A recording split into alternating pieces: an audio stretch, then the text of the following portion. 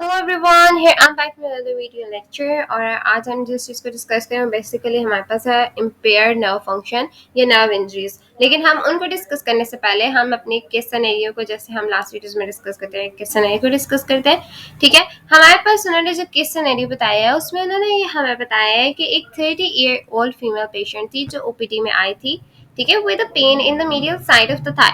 After assessing her she has atrophy of the medial thigh muscles, difficulty crossing her legs, and she has a history of a recent delivery. Which nerve is affected in this case? ठीक है, और हमें बता दिया कि इस तरह का केस सिनेरियो है। एक 30 ईयर ओल्ड फीमेल है। ठीक है, हमने मेन पॉइंट्स हाईलाइट किए हुए हैं। ठीक है, 30 ईयर ओल्ड फीमेल, ठीक है, जिसकी पेन है medial side of the thigh में। ठीक है, हमने जब उसको सर्च किया तो हमें नजर आया कि उसके थाई के मसल्स की एट्रोफी हुई है। जैसे एट्रोफी मैंने पहले भी बताया, जब हमारे पास अब सेल्स की डेथ होने लग जाती है, मसल सेल्स की डेथ होती है, तो हमारे पास मसल की एट्रोफी होना स्टार्ट हो जाती है। ठीक है, और इसके पीछे एक पूरा मैकेनिज्म चलता है। ठीक है, एट्रोफी का मैकेनिज्म हम यहाँ पे डिस्कस नहीं करें, पर बेसिकली एट्रोफी का एक पूरा मैकेनिज्म होता है जिसकी वजह से एट्रोफी हो रही होती है। ठीक है, third point is difficulty crossing her legs. ठीक है, पेशेंट बता रही है कि उसको क्रॉसिंग, जब ये क्रॉस ओवर करिए, या आप जैसे कहते हैं ना, बैठते हैं आप क्रॉस करके लेग्स को, या आप उसको एक दूसरे से क्रॉस करते हुए भी लेग्स में पेन आ रही है। ठीक है, हमारे पास उन्होंने ये हमारे पास केस नोट दिया, और साथ साथ उन्होंने हमें हिस्ट्री बता दी क्योंकि रिसेंट डिलीवरी की हिस्ट्री है, पर यहाँ पे उन्होंने स्पेसिफिक मेंशन नहीं किया किस टाइम की है। ठीक है, may be 1 month, 2 month, 3 month. ये आप एक्स्ट्रा जब क्वेश्चन करते हो या जब आप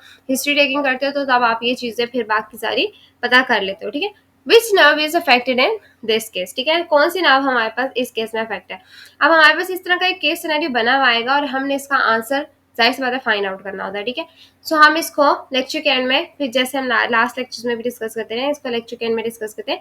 सो अभी हम अपने लेक्चर की तरफ वापस चलते हैं। ओके, अब हम अपने लेक्चर की तरफ वापस आते हैं। ठीक है, हमारा लेक्चर आज का जो था बेसिकली था इम्पेयर नर्व फंक्शन। ठीक है, नर्व इंजरी और रिकवरी, सबसे पहला पॉइंट जो आज के लेक्चर में हमने बेसिकली डिस्कस करना है नर्व के फंक्शन का। ठीक है, वो हमारे पास है उसकी नर्व इंजरी और रिकवरी। ठीक है, नर्व इंजरी और रिकवरी से पहले हमने कुछ मैकेनिज्म, कुछ नर्व इंजरी को डिस्कस करना, नर्व इंजरी क्या होती है। ठीक है, ये सारी चीजें थी। ठीक है, तो हम स्टार्ट करते हैं पेरिफेरल नर्व इंजरी से। ठीक है, पेरिफेरल नर्व इंजरी में result in motor, sensory and a sympathetic impairment. ठीक है, peripheral nerve injuries, peripheral nerves क्या थी? ठीक है, क्या थी पेरिफेरल नर्व्स? जो भी हमने सारे बैक लेक्चर्स में डिस्कस किए बेसिकली वो सारी पेरिफेरल नर्व्स थी।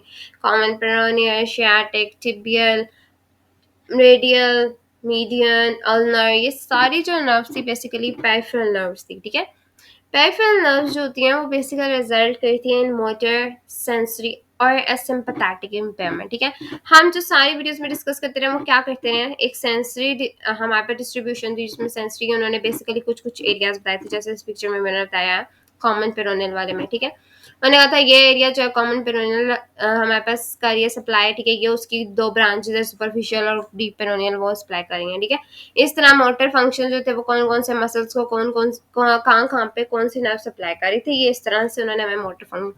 सिंपैथेटिक इम्पेयरमेंट के बारे में जिससे हमें सब पता है, sympathetic system basically flight flight response वो हमारे पे डिस्क्राइब करता है। ठीक है, तो जब नर्व की इंजरी होती है ना तो उस केस में ये भी अब्रप्ट होता है। जाहिर सी बात है, अगर उस एरिया की नर्व डैमेज होगी, हमारे पास हमें नहीं पता चलेगा, हम बेसिक सेंसेशन सही से नहीं आएंगी, तो हमारा सिंपैथेटिक जो एक पूरा चेन, सिंपैथेटिक एक जो पूरे हमारे पास सिस्टम चल रहा है वो सारा इफेक्ट हो जाएगा। गैंग्लियंस का, सारी चेन का, किस तरह से फाइबर्स ने आना था, जो सारा एक प्रोसेस होता है हमारे पास नर्व का, सिंपैथेटिक का। ठीक है, वो हमारे पास सारा जो होगा वो इम्पेयर हो जाएगा। ठीक है, अब उन्होंने क्या हमारे पास बात की पेरिफेरल नर्व्स, हमें पता चल कि क्या होती है, मोटर, सेंसरी और सिंपैथेटिक इम्पेयरमेंट्स की वजह से पेरिफेरल नर्व की इंजरी हो सकती है। ठीक है, या सॉरी, पेरिफेरल नर्व्स इंजरी की वजह से ये सारे हो सकते हैं, मतलब मोटर्स इम्पेयरमेंट्स आ सकती है, सेंसरी इम्पेयरमेंट्स आ सकती हैं, या सिंपैथेटिक इम्पेयरमेंट्स आ सकती है। ठीक है, इन एडिशन पेन में भी a symptom of nerve tension, उन्होंने कहा साथ साथ ये भी उन्होंने बता दिया कि नर्व टेंशन और कंप्रेशन का पेन जो है वो एक सिम्टम्स है, क्योंकि उसमें कनेक्टिव टिश्यू इन्वॉल्व होते हैं। ठीक है, क्योंकि कनेक्टिव टिश्यू की वजह से कंप्रेशन आ सकता है। ठीक है, वेस्कुलर स्ट्रक्चर्स की वजह से आ सकता है। ठीक है, फिर उन्होंने कहा जो नर्व इनरवेट होती है उनकी वजह से हो सकती है। ठीक है, और फिर उन्होंने कहा जो हमारे पास जैसे मतलब नर्व इनरवेट जो हो रही है, अगर उनमें कोई पेन आ रहा है जिसकी जो इनकी नर्वेशन है, ठीक है, तो हमारे पास उस केस में भी हो सकता है। ठीक है, फिर उन्होंने ये बात की कि peripheral nerve function is sensitive to hypoxic state, ठीक है, ये आपने हमेशा याद रखना है कि हाइपोक्सिक स्टेट को पेरिफेरल नर्व्स बहुत जल्दी जल्दी जो होती है ना बेसिकली फाइंड आउट कर लेती है, ठीक है, मतलब उनको पता चल जाता है आपकी बॉडी जो हाइपोक्सिक स्टेट में जा रही है। हाइपोक्सिक स्टेट में क्या होता है बेसिकली, हाइपोक्सिक स्टेट में हमारे पास ऑक्सीजन जो होता है ना लो हो जाता है, ठीक है। हम अगर इसके सॉरी इसके अगर हम स्ट्रक्चर से देखते हैं ना, हमारे पास हम आ जाते हैं नीचे, इसके स्ट्रक्चर से अगर हम देखते हैं हाइपोक्सिक स्टेट को, ठीक है, हाइपोक्सिक स्टेट को अगर हम देखते हैं, देखो हमारे पास ये क्या है, ठीक है, ये हमारे पास एक नर्व का न्यूरॉन का स्ट्रक्चर है, ठीक है, जो हमारे जिसमें हमारे पास एक्सॉन्स होते हैं, डेंड्राइट्स होते हैं, सेल बॉडीज होती हैं, ठीक है, 3 लेयर्स हैं जो उन्होंने कवर किया हुआ है। अब क्या होगा कि जब ऑक्सीजन की डेफिशिएंसी, ऑक्सीजन कम हो जाती है, बॉडी हाइपोक्सिक स्टेट में चल जाती है, इसकी बैक कॉजेज बहुत सी हो सकती है, ठीक है, कार्डियोपल्मोनरी कोई कॉज हो सकती है, ठीक है, हमारे पास कोई कॉज हो सकती है, कोई भी कॉज हो सकती है जिसकी वजह से बॉडी जो है वो हाइपोक्सिक स्टेट में जा रही है, या जो एरिया है वो हाइपोक्सिक स्टेट में जा रहा है, हाँ उस एरिया की नर्व जो होगी फिर क्या होगी, जाहिर सी बात है उस एरिया की नर्व सप्लाई खराब हो जाएगी, नर्व सप्लाई खराब हो जाएगी तो हमारे पास क्या होगा कि हमारे पास जब लो इन ऑक्सीजन बॉडी तो नर्व इंजरी के चांसेस वहाँ पे इंक्रीज हो जाएंगे, ठीक है, ये सारी बात उन्होंने वहाँ पे हमारे की, तो इसलिए हमारे पास हाइपोक्सिक स्टेट को बहुत सेंसिटिव होता है ये स्ट्रक्चर, ठीक है। Knowing the mechanism of injury and the clinical signs and symptoms help the clinician determine the potential outcome for the patient and develop a plan of care, ठीक है, ये एक बहुत इंपॉर्टेंट पॉइंट है और एज अ क्लिनिशियन ये आपको हमेशा याद रखना चाहिए कि मैकेनिज्म ऑफ इंजरी आपको सबसे पहले पता होना चाहिए, ठीक है। देखो पेशेंट जब आपके पास आता है ना, फॉर एग्जांपल मैं एक पेशेंट की एग्जांपल देती हूँ कि रोमेटॉइड अर्थराइटिस का पेशेंट आया आपके पास। रोमेटॉइड अर्थराइटिस एक बहुत ऐसी कंडीशन है जो आप बेसिकली सिर्फ मैनेज कर सकते हैं, उसको ट्रीट नहीं कर सकते, बहुत ज्यादा ट्रीट नहीं कर सकते, ठीक है, मैं ये नहीं कहती अनट्रीटेबल है, ठीक है, बट ये मैनेजेबल है, ठीक है, इसको एंटी इंफ्लेमेटरी ड्रग्स, डिमार्ड्स और डिफरेंट तरह की ड्रग्स प्रिस्क्राइब करके इसको कंट्रोल किया जाता है, ठीक है। उसके साथ साथ एक फिजिकल थेरेपी का पूरा प्रोटोकॉल होता है जो आप इसको इसमें यूजफुली यूज करते हो ताकि पेशेंट अपनी जितना हो सकता है अपनी लाइफ को इंडिपेंडेंटली गुजारे, ठीक है, यही हमारा बेसिकली मेजर गोल है। सो अगर आपको मैकेनिज्म ऑफ इंजरी नहीं पता है, आपको mechanism of behind the disease पता ही नहीं है, तो आपको कैसे पता चलेगा कि उसके जो साइन एंड सिम्टम्स हैं उनके पीछे कॉजेज क्या है, ठीक है, उनके पीछे पूरा मैकेनिज्म क्या है। अब साइन एंड सिम्टम्स तो आपको पता चल जाते हैं, साइंस कैसे होंगे देख के आपको पता चल जाएगा, सिम्टम्स आपको पेशेंट खुद ही बता देगा, ठीक है। तो आपको अब यहाँ पे जो काम करना था वो आपको ये बेसिकली करना है कि आपको उसके पीछे का बैकग्राउंड नॉलेज होनी बहुत जरूरी है, मैकेनिज्म आपको पता होना चाहिए, ठीक है। अब क्या हुआ कि उसने क्या किया डिटरमाइन, अब आप एज अ क्लिनिशियन आपने ये सारी चीजें आपको पता, साइन सिम्टम्स एक मैकेनिज्म पता चल गया, आपने पोटेंशियल आउटकम डाउनलोड डिटरमाइन कर लिया कि आपको पता होगा कि अब इस पेशेंट को चाहिए क्या, ठीक है। फिर आप उस बेसिकली जो चाहिए पेशेंट को, जो उस टाइम उसकी नीड है, जो बेसिकली हमारा जो एक डॉक्टर का एनालिसिस है उसके बाद जो हमें पता चला है पेशेंट की जो नीड है उस वक्त, उसके बाद आप एक प्लान ऑफ केयर को डेवलप करते हो, ठीक है, एज अ डॉक्टर। अब जब आपने उसको डेवलप किया ना, ठीक है, बेसिकली तो आपने इस चीज को माइंड में रखना है कि पेशेंट के लिए होना चाहिए, ठीक है, आपको पता होना चाहिए कि पेशेंट की इसमें साइन नीड्स, अब आपको पता है हर पेशेंट इंडिविजुअल टू इंडिविजुअल उसके सिम्टम्स, साइन एंड सिम्टम्स, उसकी डिजीज डिफरेंट होती है, ठीक है, जाहिर सी बात है ये जो बुक में लिखा है इसमें से कुछ सिम्टम्स पेशेंट में प्रेजेंट है, कुछ नहीं है, कुछ डिफरेंट तरह से प्रेजेंट है, कुछ में डिफरेंट तरह से प्रेजेंट है, तो आपको इस चीज को बहुत माइंड में रखना पड़ता है कि किस सिनेरियो में आपने किस तरह से पेशेंट को डील करना है, ठीक है। मैकेनिज्म ऑफ नर्व इंजरी जो अब हमारे पास आ जाता है ना, बेसिकली इसके बेस पे आप सारा प्लान ऑफ केयर डेवलप करते हो और ये हमारे पास एंड आ जाता है, ठीक है। अब हम चलते हैं मैकेनिज्म ऑफ इंजरी की तरफ, ठीक है। नर्व की इंजरी का जो मैकेनिज्म है ना बेसिकली, उससे पहले उन्होंने हमें बताया कि जो नर्व्स होती है बेसिकली एक मोबाइल होती हैं, ठीक है। दूसरा ये है कि टॉर्जन की फोर्स बहुत इजीली ये जो होती है ना कैपेबल होती हैं या फोर्स को अपने ऊपर लेने से के लिए, ठीक है, मतलब इन पे आप फोर्स नर्व्स पे लगा दो ना, ट्विस्टिंग फोर्स थी क्या इतनी काफी हद तक ये अपने आप को टॉलरेट कर लेती है उस स्ट्रेच, उस ट्विस्टिंग फोर्स को, ठीक है। टॉर्जन फोर्स क्या होती है, ठीक है, ये कोई ऑब्जेक्ट है, ठीक है, ये अगर मैं एक साइड से फिक्स कर देती हूँ, ठीक है, और मैं दूसरी साइड से इसको क्या करती हूँ ट्विस्ट करती हूँ, ठीक है, तो बेसिकली इस ऑब्जेक्ट के ऊपर हमारे पास क्या आएगी, टॉर्जन फोर्स जो होगी अप्लाई होगी, ठीक है। इस तरह से लेंथनिंग की फोर्स जिसको हम स्ट्रेचिंग फोर्स भी कह रहे हैं, ठीक है, लेंथनिंग जो होती है उसकी वजह से भी ये भी उसको भी काफी हद तक जो होती है ना स्ट्रेचिंग को जो होती है टॉलरेट कर लेती है ना, ठीक है। बट स्टिल उन्होंने कहा हमारे पास वेरियस कॉजेज है, हमारे पास वेरियस टाइप्स है इंजरीज की जो हमारे पास नर्व को इंजर कर सकती हैं, ठीक है, टाइप्स ऑफ इंजरीज है। सबसे पहले compression, second one is laceration, third one is stretch, fourth one is radiation and fifth one is electricity, ठीक है।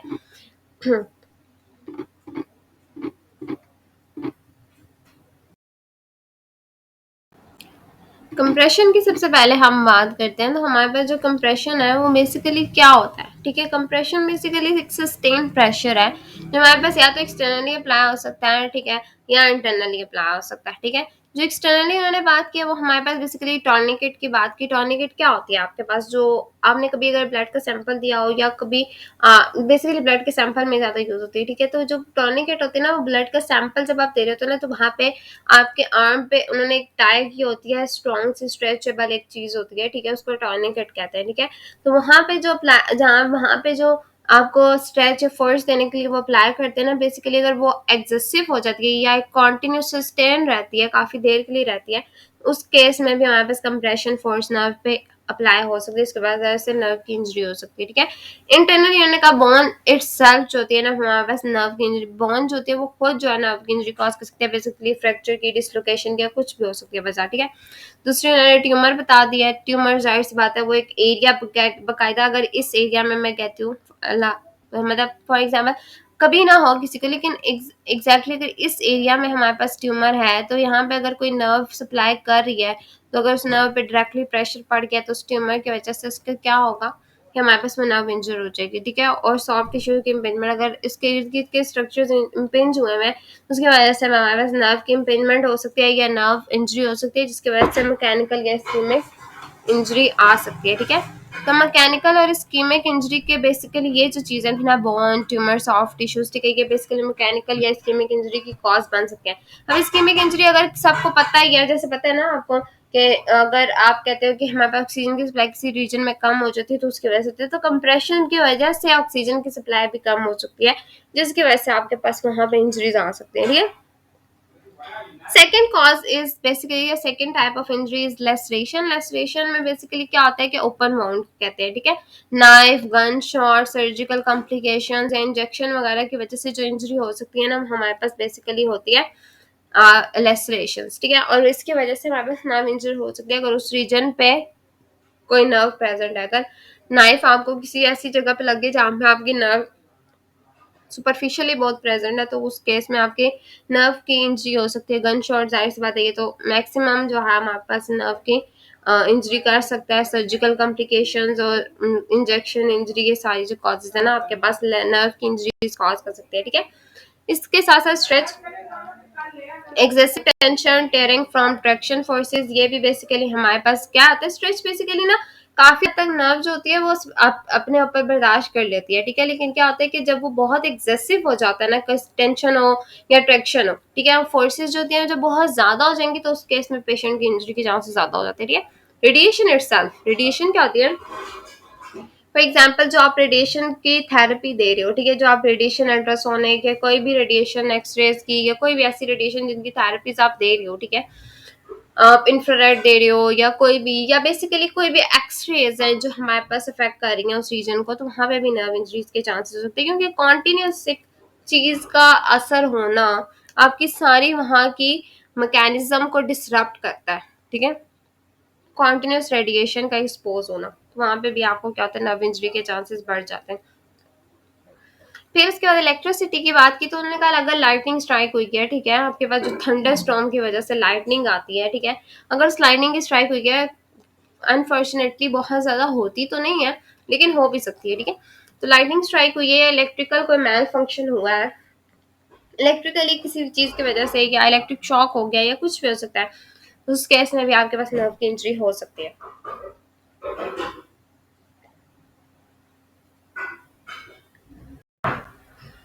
अब इंजरी क्या होती है ना, समटाइम्स इंजरी कंप्लीट होती है और समटाइम्स पार्शियल होती है, ठीक है, और प्रोड्यूस करती है एक symptom based on the location of the insult, ठीक है, मतलब किस जगह पे हुई है, कहाँ पे हुई है, किस तरह की इंजरी है, ये उसकी बेस पे हमारे पास बेसिकली शो करती है या पता चलता है कि कंप्लीट इंजरी है नर्व की या पार्शियल इंजरी है, ठीक है।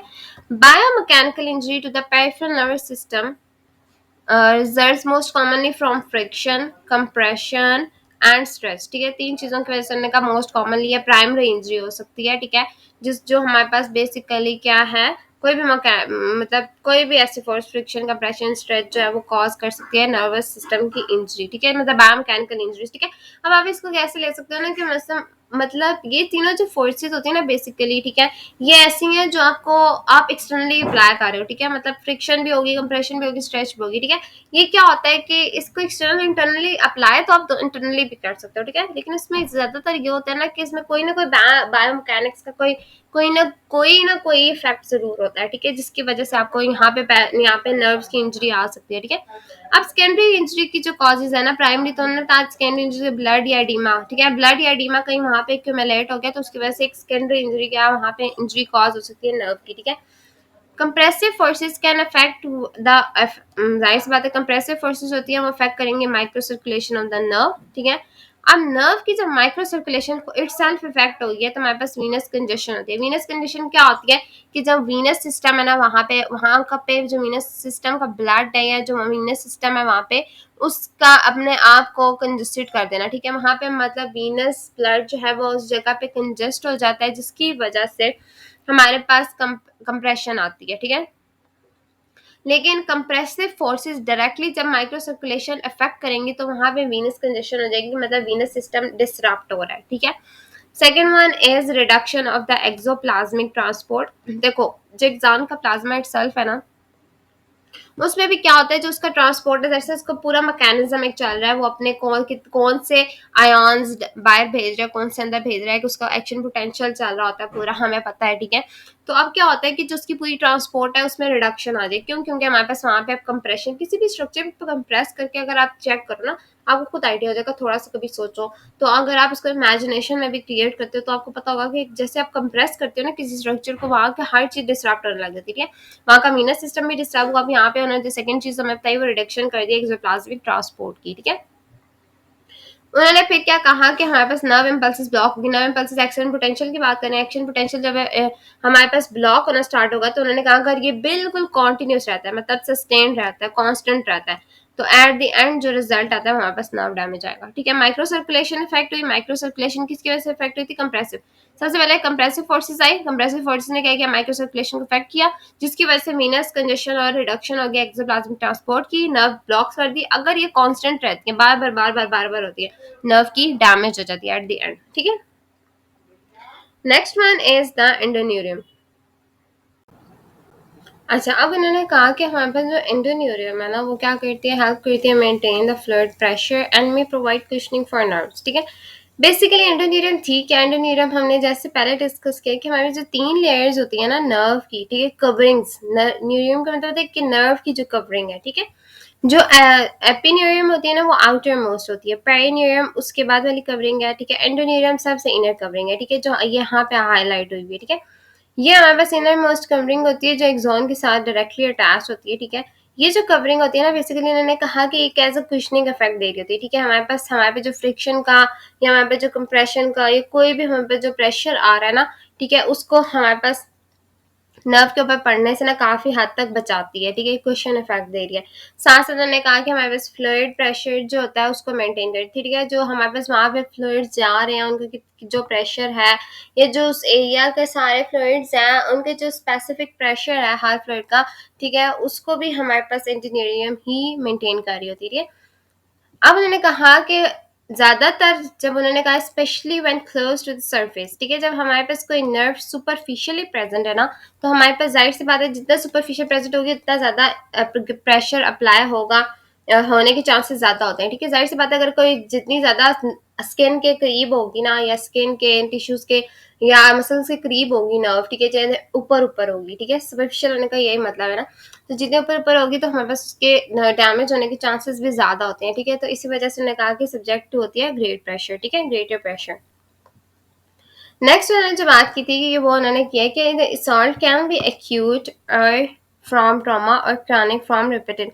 अच्छा, उन्होंने कहा हमारे पास जो इंजरी है ना वो दो तरह से होती है ना। ठीक है, उन्होंने कहा एक होती है एक्यूट, एक होती है क्रॉनिक। ठीक है, अब जो एक्यूट है उसकी जो कॉज उन्होंने बेसिकली हमें बताई है वो हमें बताई है ट्रॉमा। ठीक है, सडन ट्रॉमा, ठीक है, एक इम्पैक्ट पड़ना।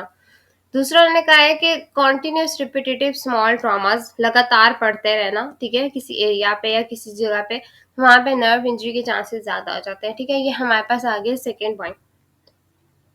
अब उन्होंने कहा है कि हमारे पास तीसरी जो चीज़ थी वो है क्रॉनिक, जो हमारे पास आपके पास क्रॉनिक इंजरी हो सकती है, जो क्रॉनिक इंजरी में, नर्व इंजरी में, वो है इंट्रैपमेंट, ठीक है। कोई भी सराउंडिंग स्ट्रक्चर स्वेल कर गए, कोई भी सराउंडिंग स्ट्रक्चर्स में कोई भी चीज़ आ गई है, ठीक है, तो उसकी वजह से क्या होगा कि हमारे पास जो है उस एरिया के इंट्रैक्टमेंट, उस एरिया में जो नर्व जो होगी वो इंट्रैक्ट हो जाएगी, ठीक है। इसी को कहते हैं हम नर्व इंट्रैक्टमेंट, ठीक है।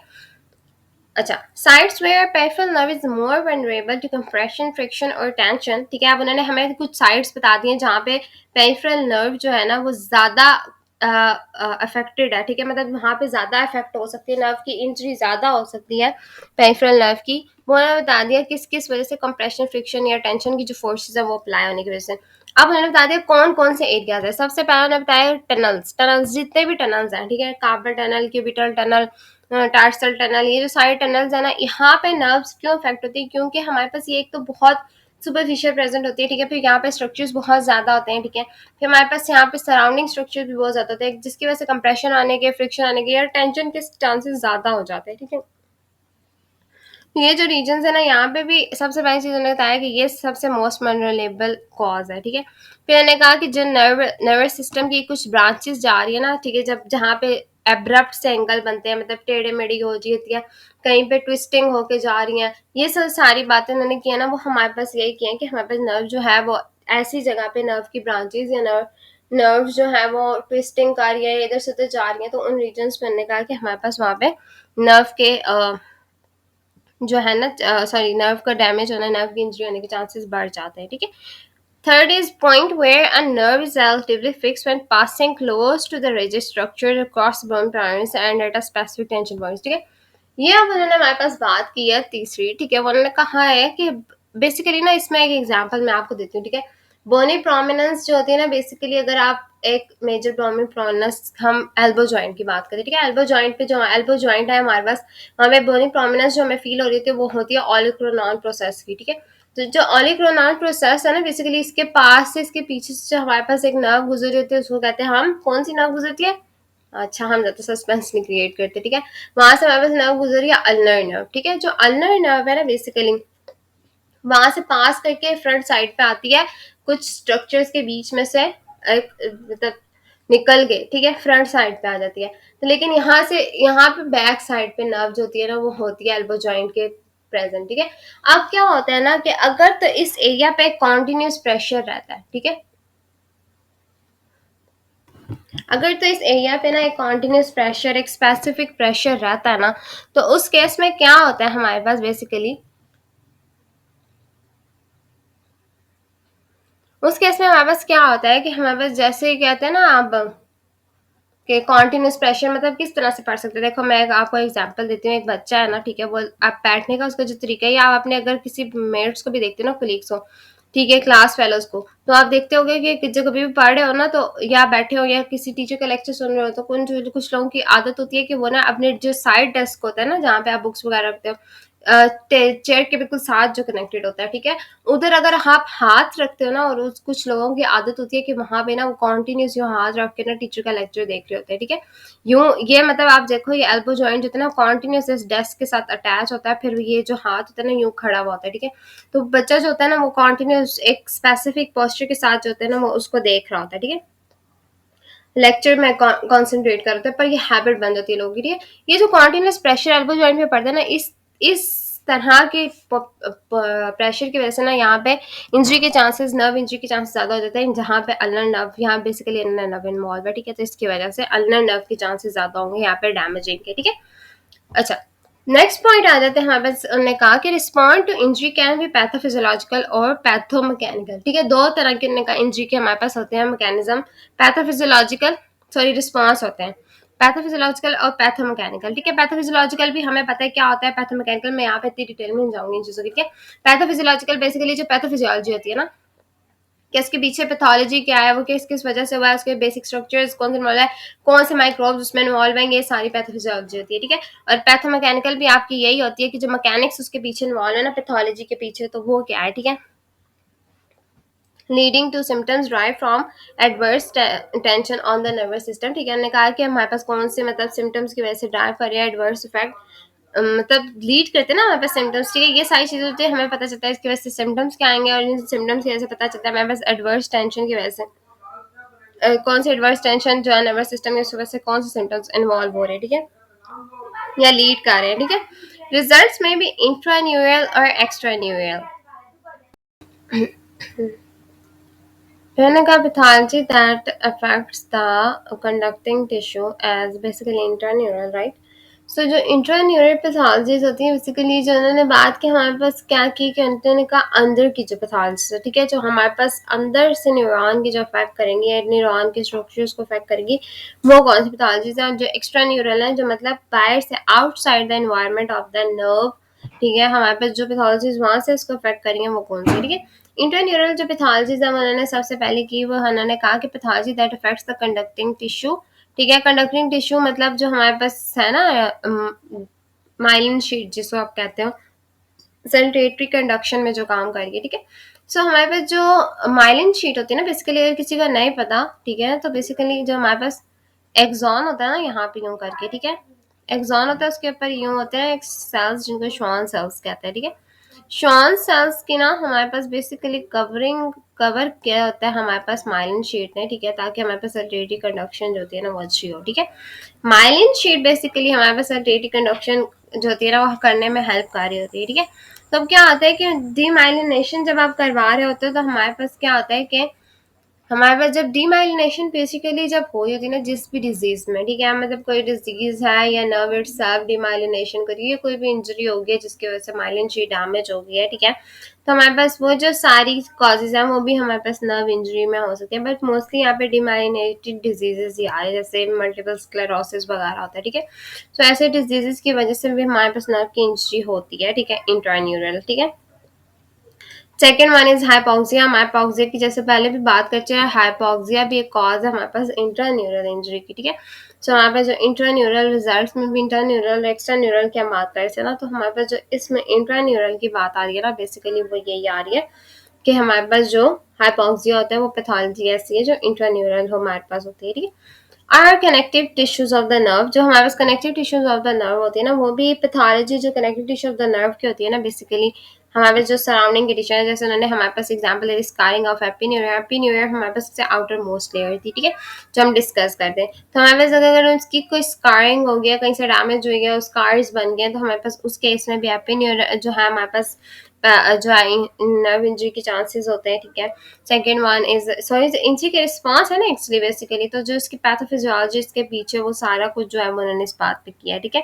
Second one is irritation of the dura mater, मतलब जो इरिटेशन है ड्यूरा मैटर की। ठीक है, मतलब ड्यूरा मैटर क्या है, हमारे पास 3 लेयर्स है ना मेनिंजेस की, जिसमें से एक लेयर जो है वो हमारे पास क्या है, सबसे आउटर मोस्ट लेयर जो है वो ड्यूरा मैटर है। तो जो ड्यूरा मैटर की कभी इरिटेशन होगी तो उसकी वजह से भी उन्होंने कहा कि हमारे पास नर्व पैथोलॉजी हो सकती है। ठीक है, अब उन्होंने क्या कहा, connective tissue of the nerve में resist the elasticity of the nervous system itself के लिए उन्होंने कहा कि क्योंकि जो कनेक्टिव टिश्यूज जो होते हैं ना बेसिकली वो खुद ब खुद जो होते हैं ना हमारे पास नर्वस सिस्टम की इलास्टिसिटी को कम कर देते हैं। तो अगर ये स्ट्रक्चर्स में से कोई भी हमारे पास इफेक्ट होगा तो नर्व की पैथोलॉजी इंट्रान्यूरल ही बहुत ज्यादा कॉमन हो सकती है ना, यानी हो सकती है। ठीक है, सेकेंड वन इज एक्स्ट्रान्यूरल। ठीक है, मतलब जो एक्स्ट्रान्यूरल है हमारे पास सेकेंड पॉइंट जो था वो ये था कि हमें जो एक्सट्रान्यूरल पैथोलॉजीज है, pathologies that affect the nerve bed. ठीक है, सबसे पहले उन्होंने कहा कि जो पैथोलॉजी जो नर्व बेड को अफेक्ट करेगी। ठीक है, मोस्टली उन्होंने ब्लड की बात की, क्योंकि नर्व बेड क्या है हमारे पास जो पूरी नर्व है। ठीक है, तो जो नर्व का स्ट्रक्चर है जब उसको अफेक्ट करेगा ब्लड आउटसाइड द,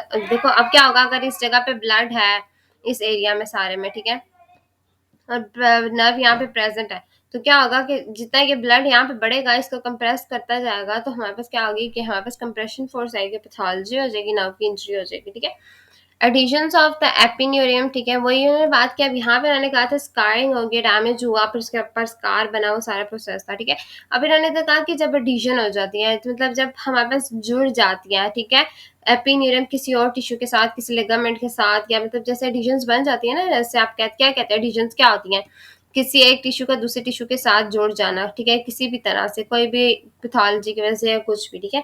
तो जब ये एक दूसरे के साथ जुड़ जाएंगे तो क्या होगा कि हमारे पास यहाँ पे अब मोबिलिटी इलास्टिसिटी कम हो जाएगी, जिसकी वजह से हमारे पास पैथोलॉजी जो होगी वो ये अफेक्ट करेगी और जाके कॉज करेगी नर्व की इंजरी, ठीक है। फिर हमारे स्वेलिंग आइज एडजेसेंट टिश्यूज की, तो ये तो बहुत कॉमन कॉज है ना कि अगर इर्द गिर्द के टिश्यूज है हमारे पास इफेक्ट हो गए, जैसे फोरामिनल स्टेनोसिस। फोरामिनल स्टेनोसिस एक बहुत इंपॉर्टेंट पॉइंट है, ठीक है। फोरामिन जब हमारे पास आता है ना, हमारे पास सॉरी यहाँ पे ना ये बहुत मतलब मेस्ड अप हो गया, हम उसको यहाँ से हटा लेते हैं, ठीक है।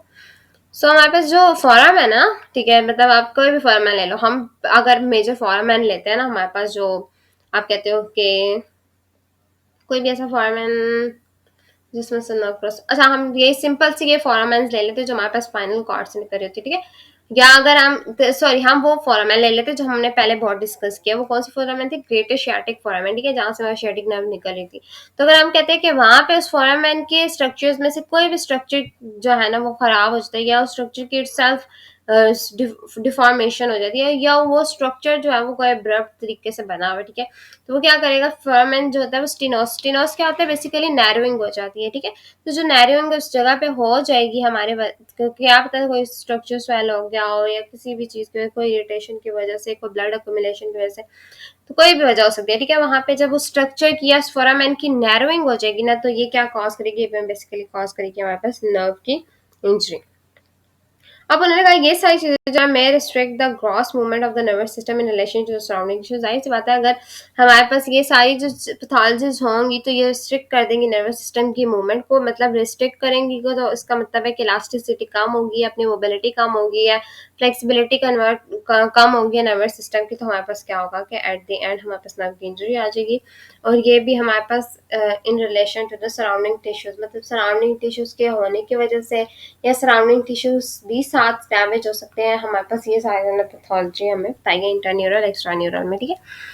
बेसिकली ना अगर किसी को भी थोड़ी चीज समझ जाएगी बहुत मैस्ड अप होगी ना, तो एक हम ओवरव्यू में ये बताते हैं कि रिस्पॉन्ड टू इंजरी, ठीक है। इंजरी का जो रिस्पॉन्स है ना हमारे पास, रिस्पॉन्स जो हो सकता है वो पैथोफिजियोलॉजिकल और पैथोमैकेनिकल होता है, ठीक है।